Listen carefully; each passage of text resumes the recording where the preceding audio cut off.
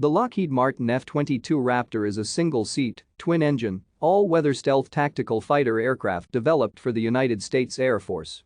The result of the USAF's Advanced Tactical Fighter program, the aircraft was designed primarily as an air superiority fighter, but also has ground attack, electronic warfare, and signal intelligence capabilities.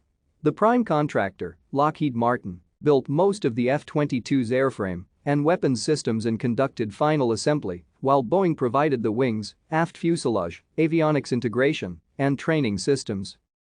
The aircraft was variously designated F-22 and F-A-22 before it formally entered service in December 2005 as the F-22A. Despite its protracted development and various operational issues, USAF officials consider the F-22 a critical component of the service's tactical air power. Its combination of stealth, aerodynamic performance, and avionics systems enable unprecedented air combat capabilities. Service officials had originally planned to buy a total of 750 ATFs. Thank you for watching. Like and subscribe if you would like to view more of our videos. Have a nice day.